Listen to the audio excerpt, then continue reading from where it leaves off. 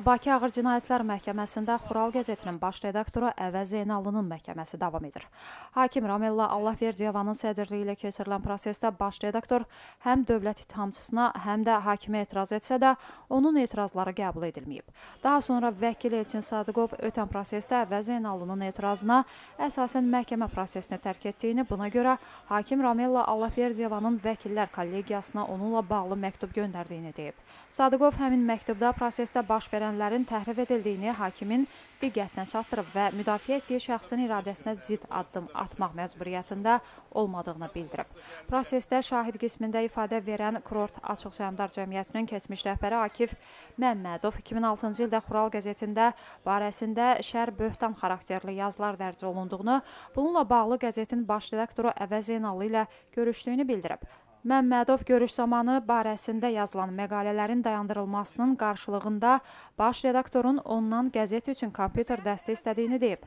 Lakin Əvəz Zeynallının həmin istəyini həyata keçirmədiyindən yazıların davam etdiyini vurğulayan Akif Məmmədov bunun qarşısını almaq üçün dostu Xanoğlan Məhərrəmovun Zeynallıya 4000 ABŞ dolları məbləğində pul verdiyini qeyd edib.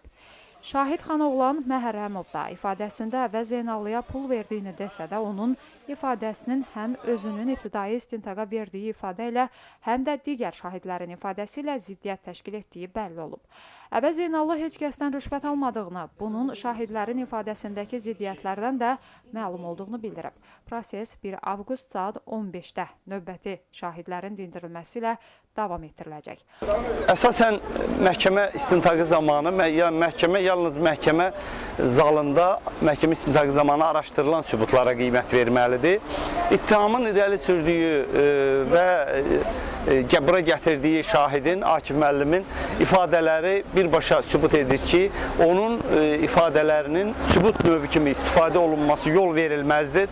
Çünki Akif başqa şəxsə istinadən deyir ki, filan kəslər pul verdi və onun ifadəsinin ittihamın sübut növü kimi işə daxil etməsi tamamilə yol verilməzdir. Deməli, cinayət prosessual qanunvericiliyi başqasına istinad olunaraq deyilən, irəli sürülən tezisləri sübut növü kimi tanımır. Ona görə o cümlədən də Xanoğlan müəllimin dediyi yenə də sübut növü kimi ittiham tərəfindən istifadə oluna bilməz.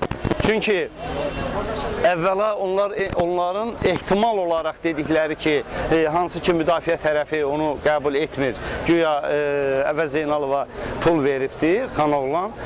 Məsələ ondadır ki, bu pul onların dediyi virtual pul vermə mərasimindən sonra da yenə də Xural qəzetində Akif haqqında yazılar davam edibsə, burada hansı rüşvətdən söhbət edə bilər? Xatırladaq ki, Əvəz Zeynallı Cinayət Məcəlləsinin 311.3.3 külli miqdarda rüşvət alma və 311.3.4-cü hədə qorxu tətbiq olunmaqla rüşvət alma maddələri ilə ittiham edilir.